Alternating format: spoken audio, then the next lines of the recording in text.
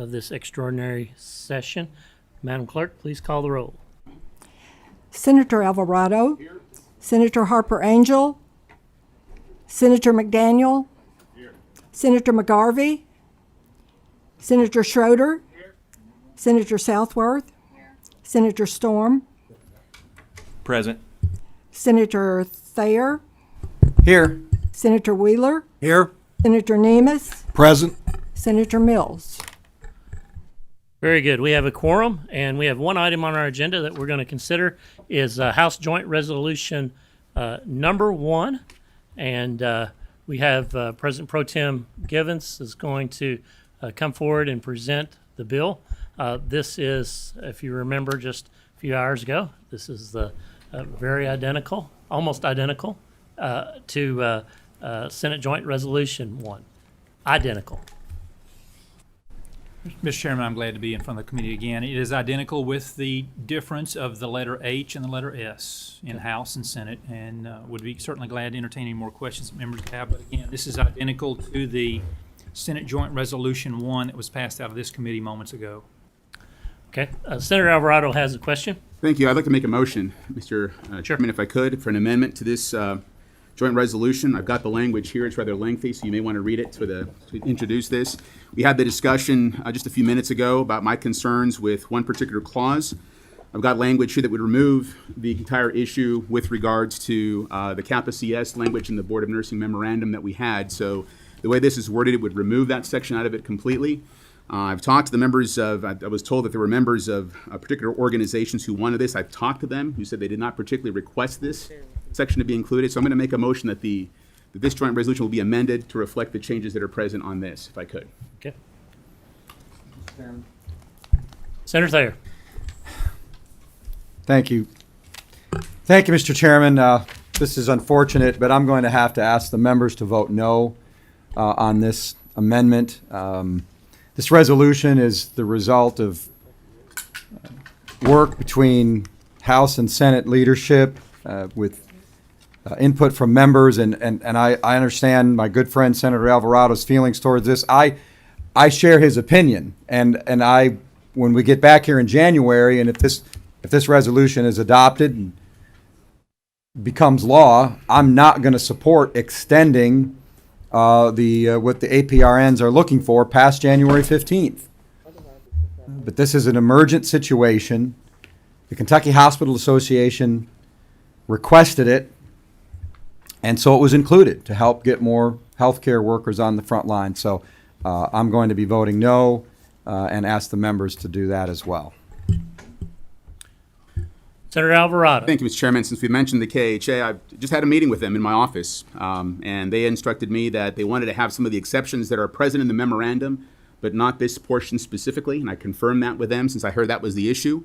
So I just had a meeting with them an hour and a half ago in my office to discuss that very issue. I want to remind the members that we're talking about COVID. There's also another situation that's going on in our state, and that is overdose deaths, which are up 49% fatal overdoses in this state.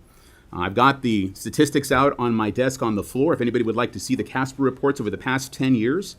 Again, we've got, during this time, during 2020, during the pandemic, this was suspended. Physicians were down approximately 6% in 2020 as we had less surgeries, less office visits, a lot of telehealth going on. APRNs had an increase of 15% in their narcotic prescribing and controlled substance prescribing during that time. I don't know. If anyone can explain it to me, I'm a physician. I work in this space. If anyone can explain to me how the ability to write narcotics more freely helps us treat COVID-19, I would appreciate that information. But that isn't the case. And so I think it would be prudent. Everything else in the memorandum would stay in place as far as licensing, CME requirements, all those things. But that in particular doesn't need to be done for COVID-19. I think it's a bad idea in light of what we've experienced this year and continue to experience with overdoses that we don't include that in there. And I would encourage you to vote yes. Thank you. Okay. We had a couple of members come in maybe a little late. I just want to make sure everybody is up on this, what we're doing. Members, everybody understand what Senator Alvarado is offering an amendment? Is that correct? Okay. So we have a motion for the amendment related to the collaborative agreement. Is there a second? Okay, we have a motion and a second. Senator McDaniel. Mr. Chairman, do we have copies? This is the copy that he turned in. How do we want to disseminate that, or should we have the clerk read this. How should we proceed with that? If we want to pause to make copies, we can do that.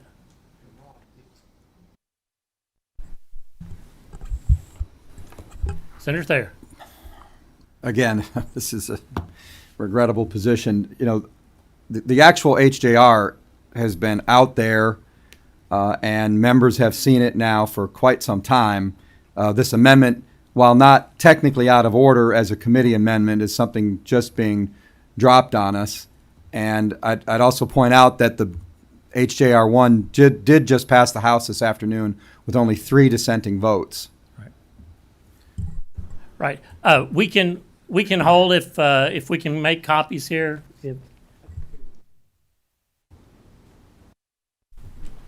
Let's hold just a second. We'll make some copies to distribute it to the committee. Senator Givens. Mr. Chairman, I certainly would hope that we can arrive at the right policy, and I think that's what we're debating, Senator Alvarado, is the right policy. And so let's all take a deep breath and have that conversation for just a moment. I think your passion is for the right policy, and I'm not disputing that in any way whatsoever. The conversation that was shared with me after our committee meeting earlier, when we had this debate and discussion, was on the question of access. And a colleague of ours came to me and said privately, he said, Senator Givens, something that's not being talked about is that in the midst of COVID, a lot of non-emergent procedures that needed to happen were not happening. In the midst of COVID, these activities that would relieve pain for people, they could not get in because of the COVID circumstances into the operating room.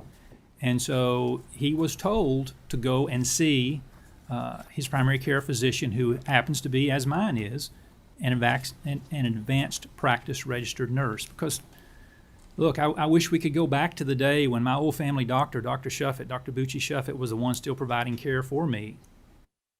He's not around anymore, and we can't attract doctors to rural Kentucky. And so we're faced with this nurse practitioner arrangement that works very, very well because we've got some dedicated professionals that are working in this space. And so this colleague was sharing that he had to stay on some medications longer than he expected because he was unable to get the procedure he needed. And he indicated that he had heard from others that those were the circumstances. So, Dr. Alvarado, respectfully, are you saying that the 49% overdose deaths are due to the APRN Kappa-CS requirements? Senator Alvarado. Certainly. So no, I'm not saying that at all. Okay, I'm not good. saying it's directly related to it. Thank I'm you. merely pointing out facts of statistics. So if people are having to maintain on current pain medications, that would not be an increase. If someone is receiving Norco, for example, 3 times a day, and they continue to have that, that shouldn't reflect an increase on the numbers that we have from the CASPA reports. What we've seen is physicians during that time who also can prescribe narcotics have done less surgeries, have done less issues, often give post-operative pain medications, have a lot less visits this past year, have written 6% less narcotics during the pandemic. APRNs were an increase of 15%. Those are facts, those are statistics. I have the CASPA reports. I'll be happy to give them to you again, Sure. Senator, if you want to review them. But What is the fact mechanism? I'm sorry. Go ahead. No, go ahead. I'm Go sorry. ahead.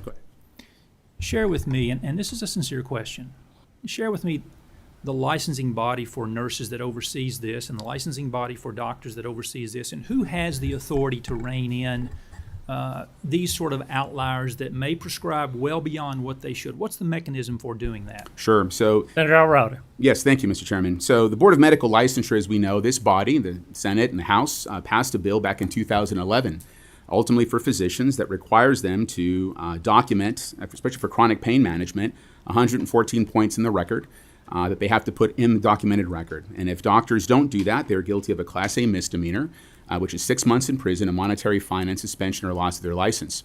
It's made clear here in the state capitol at that time that the Board of Medical Licensure wasn't doing a good enough job, and as we know famously, a lot of physicians were blamed for writing too many narcotics and too many controlled substances. And we've heard many speeches given on the Senate floor here blaming physicians for that fact. The Board of Medical Licensure took all that information to heart and have become much tighter in their regulations and oversight of physicians and how they write narcotics. The Board of Nursing currently oversees the advanced practice register nurses. So they're the ones who are responsible for overseeing nurses. We've had a meeting here famously a few years ago where I talked to the Board of Nursing asking them what are they doing to oversee nurse practitioners who are prescribing outpatient narcotics. And they're waiting for a complaint to be filed before they investigate it, is what they told me at that time. That's what the Board of Medical Licensure used to do prior to 2011, and folks here thought that that was inappropriate and said we've got to be tighter about it. The Board of Nursing hasn't done that. We've had on the books the ability for nurse practitioners to be independent prescribers and independent practitioners, but when they write narcotics, they have to have a Kappa CS or an oversight physician who oversees them in the writing of their narcotics and their prescriptions.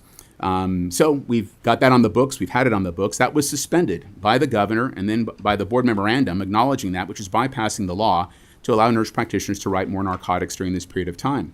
And what we've seen is the numbers that I've just reflected to you for 2020. The data is being compiled for this year right now. Again, to your testimony earlier, this is being done as we need to do this because of the COVID response that we have. Writing more controlled substances does nothing to help us treat COVID more rapidly or more effectively.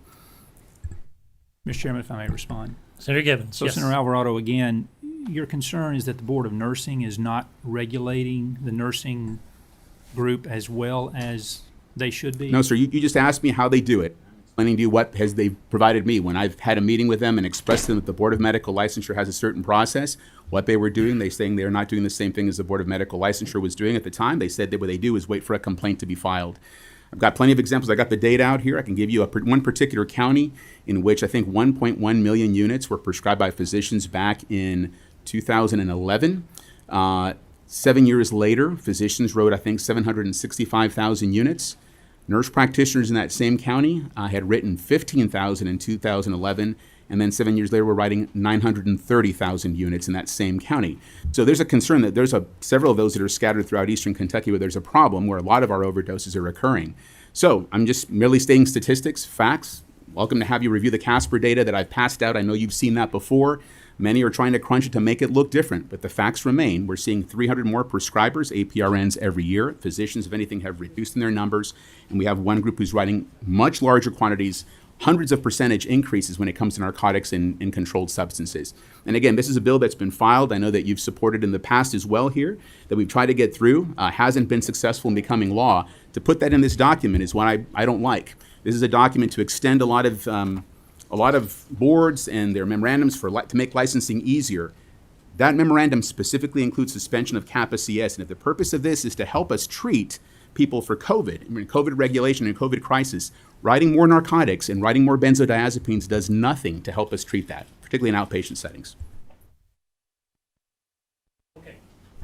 Okay, now we have distributed copies, and as you can see, it's important to take a look at this because to begin with, the resolution has a lot of enumerated executive orders and the amendment here changes those numbers. That's what most of the amendment is. The meat of the amendment is Section 5. So, Mr. Chairman, I'm Yes, not. sir. I'm not on the committee, and I'm not on the committee, and I'm sorry to interrupt, but it appears this is a floor amendment. Again, Mr. Chairman, if I might. Senator Alvarado. I filed this against Senate Joint Resolution 1. It's the same language, the same bill. I am requesting that the language of this be the committee amendment for this bill that was before us right now. That's what my motion was. Okay, we'll stand at ease.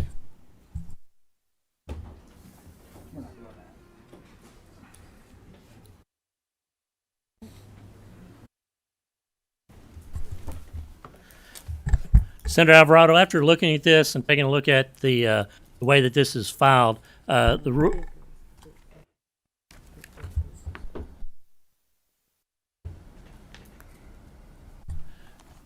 taking a look at this, I believe that this is out of order and it needs to be filed properly. Once again, it says amends Senate Joint Resolution 1 and not House Joint Resolution. Mr. Chairman, if I might. Yes. Okay. Senator Alvarado. If that's the case, I'd like to withdraw that motion and make another motion. And I make a motion to make this a committee amendment that would read as follows to the House Joint Resolution. That on page 7, by deleting lines 16 through 18 in their entirety, and on page 7, line 19, by deleting 20 and inserting 19 in lieu thereof, And on page 7, line 21, by deleting 21 and inserting 20 in lieu thereof. And on page 7, line 23, by deleting 22 and inserting 21 in lieu thereof.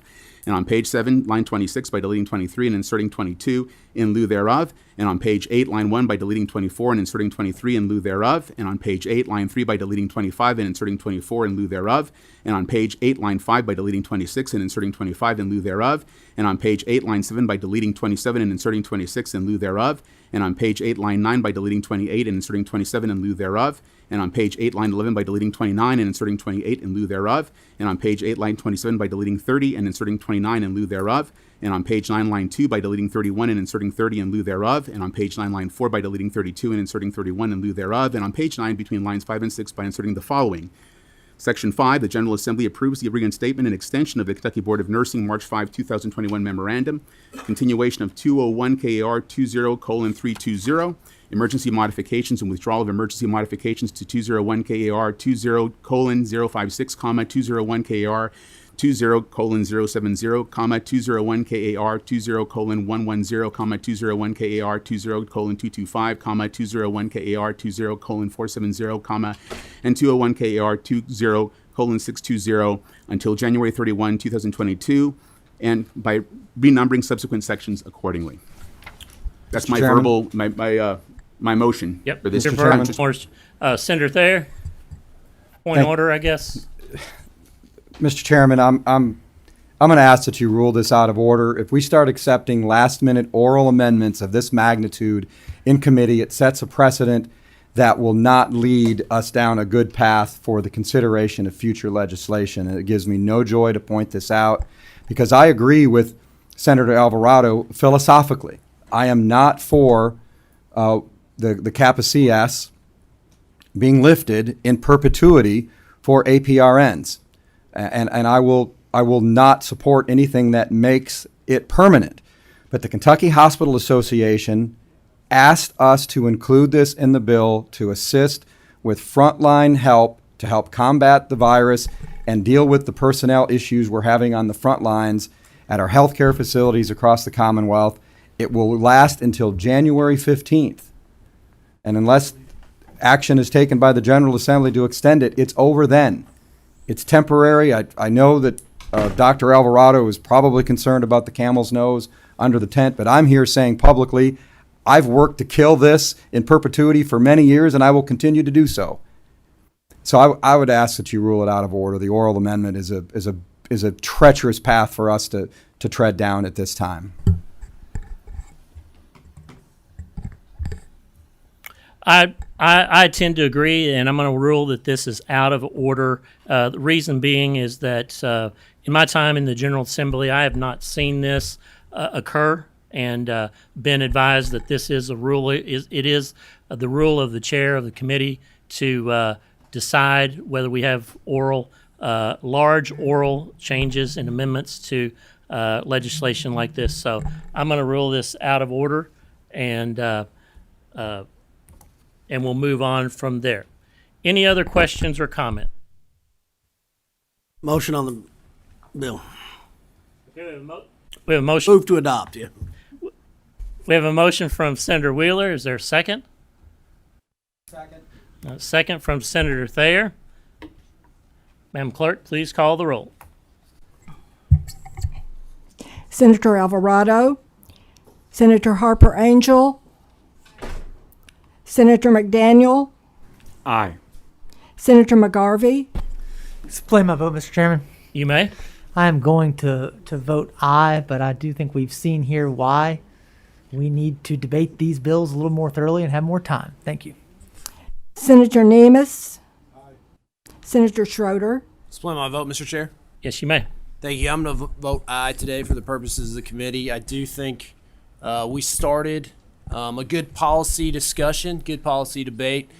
And I will just point out that has always been my philosophy, and I think it's a philosophy I share with many of the members, that part of being a citizen legislature, we rely heavily on the experience of those colleagues. So when I have a colleague who is in the medical field, I tend to lean heavily on his or her experience. In this case, Senator Alvarado's experience with this issue. So I look forward to future debate on the floor. Thank you. I do vote aye for today. Senator Southworth, Split my vote, Mr. Chairman. Yes, you may. For the reasons everyone else has already stated and the reasons I stated in the last meeting, I'm voting no. Thank you. it was a no. Senator Storm, Suspend my vote, Mr. Chairman. Yes, you may. I vote aye for today, and as Senator Schroeder pointed out, I think there needs to be some more discussion, but I also vote aye because it's limited in duration and scope. Thank you. Senator Thayer, Aye. Senator Wheeler, Mr. Chairman, explain my vote. Yes, you may. Like the gentleman from Scott, I sympathize with Senator Alvarado's position. That being said, we are essentially crafting emergency legislation to deal with a limited duration of time. I don't necessarily like the idea of these folks being able to prescribe narcotics unsupervised, but there's a lot of things in this bill that none of us like, but there's a lot of things in here we do like, and therefore, this is a rational compromise to get us through a limited period of time. It was worked on very hard by the President pro tempore of the Senate, and I think that we ought to defer to his judgment and pass this bill, so I'm proudly voting aye. Senator Mills. I vote aye. 8-1. Okay. House Joint Resolution 1 passes 8-1. We'll move on to the Senate floor. Is there a motion to adjourn? Motion to adjourn. So moved.